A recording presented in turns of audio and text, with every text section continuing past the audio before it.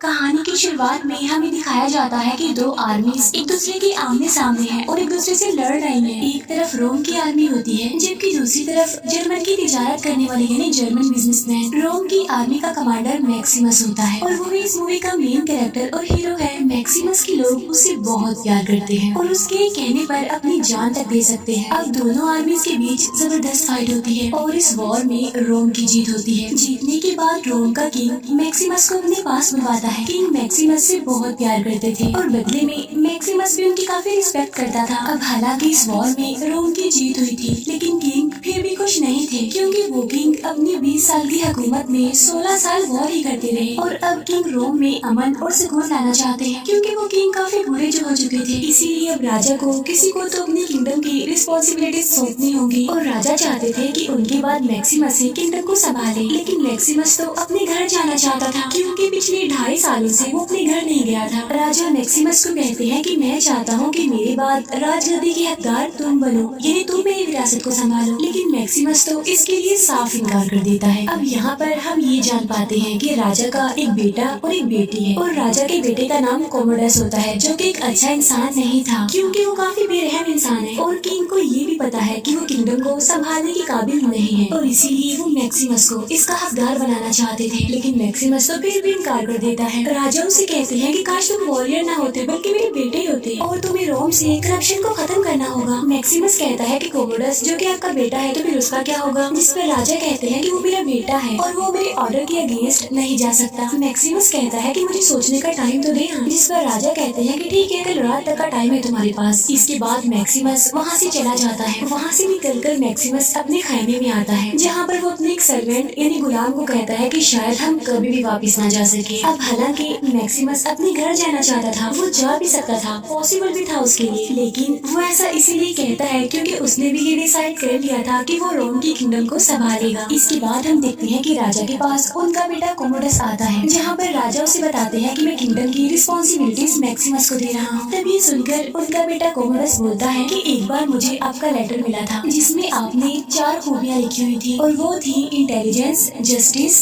Tolerance और discipline. और मैं उस लेटर को देखते ही समझ गया था कि ये क्वालिटीज मेरे अंदर नहीं पाई जाती, लेकिन हाँ मेरे अंदर एक चीज पाई जाती है और वो ये कि मेरे ख्वाब काफी बड़े बड़े हैं और मैं लाइफ में कुछ बड़ा हासिल करना चाहता हूँ और अब ये चीज मेरी जिंदगी का मकसद भी बन गई है। और ये कहकर कोमोडस काफी इमोशनल हो जाता है, लेकिन इसके बावजूद भी वो अपने फादर यानी राजा को मार डालता है क्योंकि वो किसी भी हालत में रोम के किंगडम पर राज करना चाहता था। अब क्योंकि राजा मर चुके थे तो मैक्सिमस उनके खाने में आता है। कोमोडस कहता है कि डॉक्टर ने बताया है कि इनकी मौत हार्ट अटैक की वजह से हुई है, लेकिन जब मैक्सिमस उनकी डेड बॉडी को चेक करता है तो उसे पता चलता है कि राजा की डेथ किसी हार्ट अटैक की वजह से नहीं हुई बल्कि उनका मर्डर किया गया है। कोमोडस मैक्सिमस को कहता है कि मुझे तुम्हारी जरूरत है, इसी में तुम्हारी भलाई है कि मेरा हाथ थाम लो, क्योंकि वो जानता था कि मैक्सिमस की सिर्फ एक इशारे पर ही उसके लोग उसके लिए अपनी जान कुर्बान करने के लिए भी तैयार हो जाएंगे। लेकिन मैक्सिमस बगैर कुछ कहे वहाँ से चला जाता है। मैक्सिमस का एक सर्वेंट उनसे कहता है कि आपको कोमोडस की बात मान लेनी चाहिए थी, जिस पर मैक्सिमस उसे कहता है कि क्या कह रहे हो, मुझे बात मान लेनी चाहिए थी, राजा का मर्डर हुआ है और जल्दी से सभी एडवाइजर्स को बुलाओ। लेकिन इतनी ही देर में वहाँ पर कोमोडस के लोग आ जाते हैं और वो मैक्सिमस को बताते हैं कि तुम्हें मारने का हुक्म हुआ है। तब ये सुनकर मैक्सिमस समझ जाता है कि वो कुछ नहीं कर सकता, कुछ नहीं है उसके हाथ में, और वो लोगों को कहता है कि ठीक है लेकिन मुझे तुम वादा करो कि मेरी फैमिली को कोई नुकसान नहीं पहुंचाओगे। लेकिन वो आदमी कहता है कि तुम्हारी फैमिली में से भी कोई नहीं बचेगा। और इसके बाद वो मैक्सिमस के सर पर जोर से हिट करते हैं जिसकी वजह से वो बेहोश हो जाता है और इसके बाद वो उसे काफी दूर जंगलों में ले आते हैं ताकि वो उसे मार दे। वो मैक्सिमस को मारने ही वाले होते हैं कि तभी मैक्सिमस उनसे लड़ता है और उन सबको मार डालता है। और अब वो जल्दी से अपने घर जाना चाहता था ताकि वो अपनी फैमिली को बचा सके, लेकिन मुसीबत की बात तो ये थी कि उसका घर वहाँ से काफी दूर था और तो और मैक्सिमस भी काफी इंजर्ड है और वो थका हुआ भी है, लेकिन फिर भी वो किसी न किसी तरह करके अपने घर पहुँच ही जाता है। लेकिन वहाँ जाकर वो देखता है कि कोमोडस ने उसकी पूरी फैमिली को ही मरवा दिया है। इस बात की वजह से मैक्सिमस को काफी दुख होता है।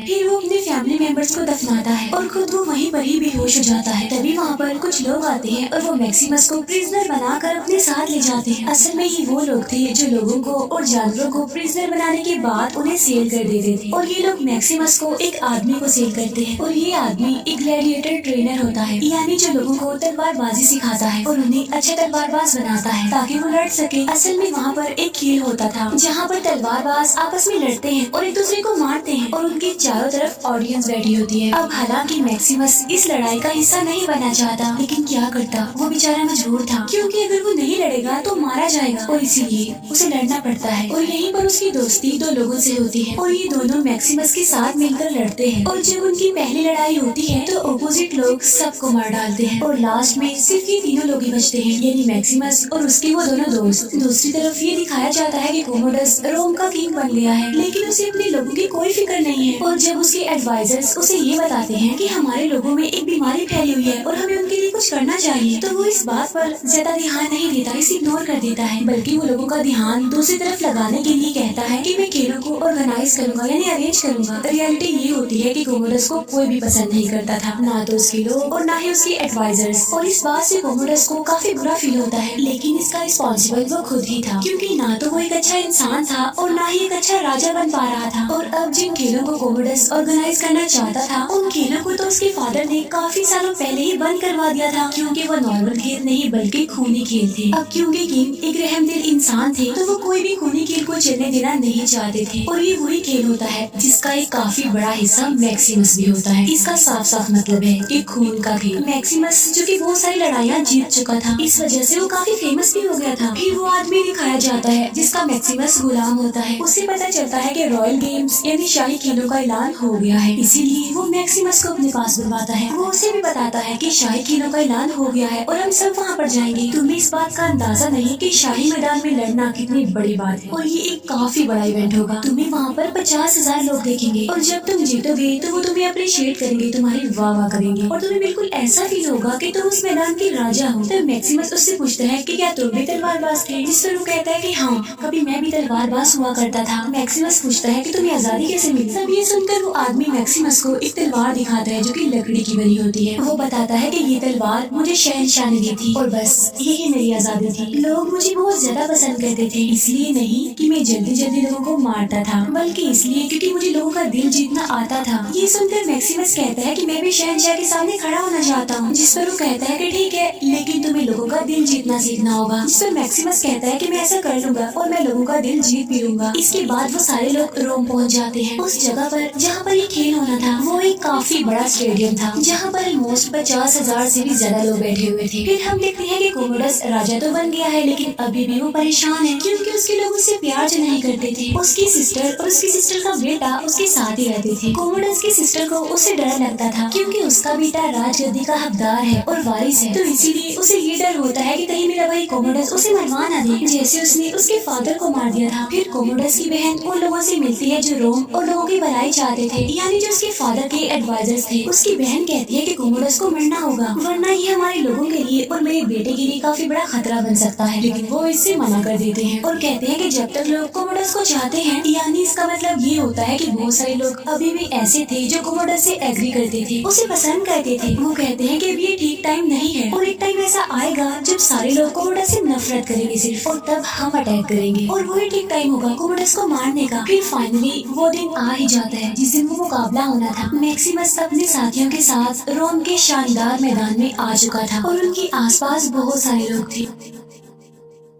और जिन लोगों से मैक्सिमस और उसके लोगों ने लड़ना था उनके पास बहुत सारी ज्वेलरी होती है, उनके पास बो एंड एरो यानी तीर कमान होता है और उनकी ज्वेलरी पर बड़े बड़े कीले लगे हुए थे ताकि मैक्सिमस और उसके लोग उनके ज्वेलरी के करीब ना आ सके। और ये वन साइडेड फाइट थी, यानी एक तरफा मुकाबला और इसमें सिर्फ मौत है। लेकिन मैक्सिमस और उसके लोग तो गुलाम होते हैं। वहीं पर ये भी दिखाया जाता है कि राजा, उसकी बहन और उसका बेटा भी ये मुकाबला देख रहे थे, लेकिन वो मैक्सिमस को नहीं पहचान पाते क्योंकि उसने अपने फेस पर एक मास्क लगाया हुआ था और इसके बाद कंपटीशन स्टार्ट हो जाता है। इस मुकाबले में मैक्सिमस अपने लोगों को लीड कर रहा होता है, उन्हें सिखा रहा होता है कि कैसे करना है, क्या करना है। वो अपने लोगों के साथ मिलकर उनकी ज्वेलरी को गिरा देता है और उनके बहुत सारे लोगों को मार भी देता है। हालांकि इस फाइट में उसके भी बहुत सारे लोग मारे जाते हैं और चारों तरफ से लोग मैक्सिमस को अप्रिशिएट कर रहे थे, उसकी वाह कर रहे थे, क्योंकि उसने इस एक तरफा मुकाबले को जीत लिया था इसलिए। और जब कोमोडोस ये देखता है तो वो कहता है कि हम इस वॉरियर से मिलना चाहते हैं, हम भी तो देखें कौन है ये। और इसीलिए वो खुद मैक्सिमस से मिलने के लिए आता है। कोमोडोस उसे कहता है कि वाह क्या बात है तुम्हारी, मैंने आज तक तुम जैसा तलवारबाज नहीं देखा। अब जल्दी से अपना नकाब उतारो और मुझे अपना नाम बताओ। जिस पर मैक्सिमस कहता है कि मेरा नाम ग्लैडिएटर है, यानी कि तलवारबाज। और ये कहकर वो जाने लगता है। इस बात की वजह से कोमोडोस को गुस्सा आ जाता है और वो उसे कहता है हाउ डेयर यू, तुम्हारी हिम्मत कैसे हुई मुझसे मुंह मोड़कर जाने की, चलो जल्दी करो, अपना नकाब उतारो और नाम बताओ मुझे अपना। और तब मैक्सिमस अपना नकाब उतार देता है और कहता है लो देखो ये मैं हूँ, मेरा नाम मैक्सिमस है, अच्छे और सच्चे राजा और शहंशाह का वफादार, जिसकी बीवी को जिंदा जला दिया गया, उसके बेटे को मार दिया गया। और देखना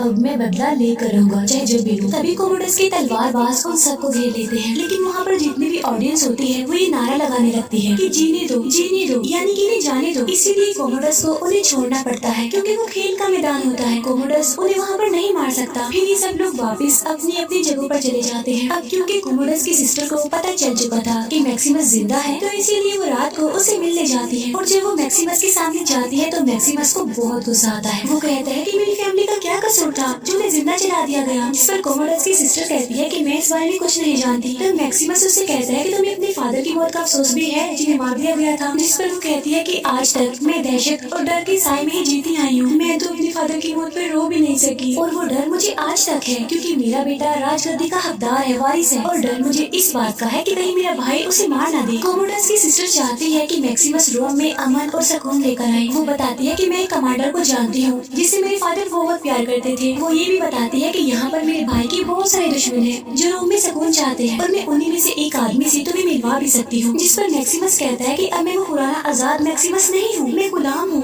मेरी जिंदगी का कोई भरोसा नहीं है कि मैं कब मर जाऊँ, क्या पता मैं कल होने वाली लड़ाई में ही मर जाऊँ। तब कोमोडोस की सिस्टर कहती है कि प्लीज मेरी हेल्प को एक्सेप्ट कर लो। जिस पर मैक्सिमस कहता है कि हाँ ठीक है, मैं तुम्हारी हेल्प को एक्सेप्ट करता हूँ और वो हेल्प ये है कि यहाँ पर कभी मत आना। और इसके बाद वो डिसअपॉइंट होकर वहाँ से चली जाती है। दूसरी तरफ हम देखते हैं कि कोमोडोस मैक्सिमस को जिंदा देखकर काफी कंफ्यूज था क्योंकि उसे तो ये बताया गया था कि मैक्सिमस को तो मार दिया गया है और जिन लोगों ने ये बताया होता है वो उन सभी को मरवा देता है। इसके बाद कोमोडोस मैक्सिमस को मारने का एक और प्लान बनाता है और वो अपने सबसे खतरनाक वॉरियर जो आज तक नहीं हारा उसकी अकेले ही मैक्सिमस से फाइट करवाता है और चारों तरफ वो टाइगर्स को भी छुड़वा देता है। और तब लड़ाई के दौरान एक मोमेंट ऐसा भी आता है जब एक टाइगर मैक्सिमस को लगभग मारने ही वाला होता है, लेकिन मैक्सिमस उसे ही मार देता है। और जो वॉरियर होता है वो काफी पावरफुल, काफी खतरनाक होता है। वो मैक्सिमस से लड़ता है लेकिन मैक्सिमस उसे हराने में कामयाब हो जाता है और अब वो मैक्सिमस के सामने जमीन पर जख्मी पड़ा होता है। अब मैक्सिमस के पास हथियार है, अगर वो चाहे तो उसे मार भी सकता है। और वहाँ पर जितने भी लोग होते हैं वो नारे लगा रहे होते हैं कि इसे मार दो इसे। तब कोमोडोस भी उसे मारने का इशारा कर देता है लेकिन मैक्सिमस उसे नहीं मारता बल्कि वो उसे छोड़ देता है। और इस बात की वजह से जितनी भी ऑडियंस होती है वो सारी मैक्सिमस से काफी इम्प्रेस हो जाती है और मैदान में चारों तरफ एक ही आवाज गूंज रही होती है, रहमदिल मैक्सिमस, बस यही। और इस बात की वजह से कोमोडोस काफी जेलस होता है और जब मैक्सिमस वहाँ से निकल रहा होता है तब वहाँ पर उसका एक पुराना सर्वेंट आ जाता है। मैक्सिमस उसे पूछता है कि मेरी आर्मी कहाँ है, जिस पर वो कहता है ऑस्ट्रिया में। मैक्सिमस कहता है कि उन्हें बता दो मैं जिंदा हूँ और वो आकर मुझसे मिले। और इसके बाद मैक्सिमस वहाँ से आगे चला जाता है क्योंकि वो भी गुलाम है, उससे ज्यादा देर बात नहीं कर सकता था। लेकिन अभी तक एक ही नारा गूंज रहा था, रहमदिल मैक्सिमस। वहाँ के लोग मैक्सिमस को इसीलिए नहीं पहचान पाते क्योंकि वो स्पेन की आर्मी का कमांडर था जो कि रोम के लिए लड़ती थी और मैक्सिमस के लोग ये समझ रहे थे कि वो मर चुका है। अब जैसा कि मैंने आपको बताया था कि मैक्सिमस की फौज उसे बहुत प्यार करती थी, उसके कहने पर वो अपनी जान तक दे सकते थे। फिर एक दिन मैक्सिमस से उसका पुराना सर्वेंट मिलने आता है। फिर मैक्सिमस उसे हुक्म देता है कि तुम जाकर कोमोडोस की बहन से मिलो और उसे कहो कि जिस आदमी से तो मुझे मिलवाना चाहती थी मैं उसे मिलने को तैयार हूँ। तो मैक्सिमस का सर्वेंट करता भी ऐसे ही है और अब मैक्सिमस, कोमोडोस की सिस्टर और कुछ और लोग मिलते हैं और वो ये डिसाइड करते हैं कि वो मैक्सिमस को इस किंगडम यानी रोम से बाहर भेज देंगे। और इसके बाद मैक्सिमस ऑस्ट्रिया जाएगा जहाँ पर उसके 5000 लोगों की वफादार फौज है और मैक्सिमस उन्हें यहाँ पर रोम लेकर आएगा और फिर वो यहाँ की पावर हासिल कर लेगा और फिर वो उस पावर को सही इंसान को देकर हमेशा के लिए यहाँ से चला जाएगा। अब इनका एक पूरा प्लान बन चुका था लेकिन कोमोडोस को अपनी बहन पर, मैक्सिमस पर और अपने कुछ लोगों पर शक था कि जरूर वो कोई प्लानिंग कर रहे हैं, कुछ कर रहे हैं और इसीलिए वो अपनी बहन को धमकी लगाता है कि अगर तुमने मुझे सारी बात सच ना बताई तो मैं तुम्हारे बेटे को मार दूंगा। अब ना चाहते हुए भी उसकी बहन को सारी बात बतानी पड़ती है और अब उनके सारे प्लान का कोमोडस को भी पता चल चुका था। कोमोडस अपने लोगों को वहाँ पर भेजता है जहाँ पर मैक्सिमस था उसे मारने के लिए, लेकिन मैक्सिमस के साथी उसकी हेल्प करते हैं, जिसमें मैक्सिमस के दोनों दोस्तों की उससे कुछ लोगों की डेथ हो जाती है, लेकिन मैक्सिमस वहाँ से भागने में कामयाब हो जाता है। फिर मैक्सिमस प्लान के अकॉर्डिंग वहाँ पर जाता है जहाँ पर उसका कॉस्ट्यूम रखा था, उसे पहनने के बाद वो वहाँ पर जाता है जहाँ पर उसका घोड़ा था, लेकिन जब वो वहाँ पर पहुँचता है तो देखता है कि उसके एक सर्वेंट को फांसी पर लटकाया हुआ है और उसके चारों तरफ कोमोडस के लोग होते हैं जो कि मैक्सिमस को प्रिजनर बना लेते हैं। दूसरी तरफ हम देखते हैं कि कोमोडस अपनी बहन को धमकी दे रहा होता है कि अब तुम्हारा बेटा मेरे साथ ही रहेगा और अगर तुमने कोई भी चालाकी की तो मैं उसे जान से मार डालूंगा और अगर तुमने भी सुसाइड करने की कोशिश की मैं तब भी उसे मार दूंगा और अब तुम मुझे प्यार करोगी जैसे सालों से मैं तुम्हें करता आ रहा हूँ और मुझे तुम शाही खून दोगी, इस तख्त का वारिस, राजगद्दी का हकदार। यहाँ पर हमें ये पता चलता है कि कोमोडस ने अपनी सिस्टर से गलत रिलेशन बना रखा था क्योंकि वो उससे एक बच्चा चाहता था जो आगे जाके रोम का राजा बनेगा। उधर खेल के मैदान में चारों तरफ मैक्सिमस के नारे लग रहे होते हैं, लेकिन मैक्सिमस तो अब प्रिजनर बना हुआ है। लोगों का मैक्सिमस के लिए इतना प्यार देखकर कोमोडस जेलस होने लगता है, उसे तकलीफ होने लगती है क्योंकि ये सब कुछ वो अपने लिए चाहता था। इसके बाद वो मैक्सिमस के पास जाता है और उसे कहता है कि वाह तुम्हारी कहानी एकदम एक्सीलेंट है, तुम पहले कमांडर थे, फिर गुलाम बने और फिर एक ग्लैडिएटर, और इतनी शानदार कहानी का एंड भी तो शानदार ही होना चाहिए ना। और इससे शानदार बात और क्या होगी कि तुम्हारा मुकाबला शहंशाह के साथ हो रहा है, राजा के साथ। मैक्सिमस उसे कहता है कि अब तुम मुझसे लड़ोगे। इस पर कोमोडस कहता है कि हाँ, क्यों मैं तुमसे डरता हूँ। मैक्सिमस कहता है कि सारी जिंदगी तुम डरते ही तो आए हो। जिस पर कोमोडस कहता है कि जान लुटाने वाला मैक्सिमस ना डरने वाला जरूर होगा, लेकिन हाँ वो अपनी मौत से तो जरूर डरेगा। मैक्सिमस कहता है कि मुझे किसी ने कहा था कि मौत तुम्हारी तरफ देखकर मुस्कुराती है, इसीलिए तुम्हारे लिए अच्छा है कि तुम भी उसकी तरफ देखकर मुस्कुरा दो। जिस पर कोमोडस कहता है कि वो आदमी क्या अपनी मौत पर मुस्कुराया था। जिस पर मैक्सिमस कहता है कि तुम जानते होगे क्योंकि वो तुम्हारे फादर ही थे, राजा थे। कोमोडस कहता है कि मुझे पता है कि तुम उन्हें बहुत चाहते हो और मैं भी उन्हें बहुत चाहता हूँ, तो इस लिहाज से तो हम भाई भाई हुए ना। ये कहकर कोमोडस उसके गले लगता है और उसकी बैक पर एक डैगर यानी एक खंजर से स्टैब करता है और अपने लोगों को कहता है कि इसकी इंजरी को ढक दो और इसे इसका कॉस्ट्यूम पहना दो वॉरियर्स वाला। असल में कोमोडस मैक्सिमस से इसीलिए लड़ना चाहता है ताकि वो दुनिया के सामने उसे हरा दे, उसे मार दे, ताकि जो वाह मैक्सिमस की हो रही है वो कोमोडस की हो, क्योंकि मैक्सिमस दुनिया की नजर में एक काफी बड़ा और काफी बहादुर वॉरियर है और वो उसे इंजर्ड भी इसीलिए करता है ताकि जब उनकी लड़ाई हो तो मैक्सिमस कमजोर हो जाए और वो उसे आसानी से हरा दे। और अब मैक्सिमस और कोमोडस लड़ाई के लिए एक दूसरे के आमने सामने मैदान में होते हैं और उनके चारों तरफ कोमोडस के लोग खड़े होते हैं। इसके बाद उन दोनों की जबरदस्त लड़ाई शुरू हो जाती है। वो दोनों एक दूसरे पर भारी पड़ रहे थे। अब हालांकि मैक्सिमस बिल्कुल इंजर्ड था, लेकिन फिर भी वो मुकाबला करता है बहादुरी से। लेकिन तभी कोमोडस की तलवार उसके हाथ से गिर जाती है। कोमोडस अपने लोगों को कहता है कि मुझे तलवार दो, लेकिन उसका एक एडवाइजर कहता है कि नहीं,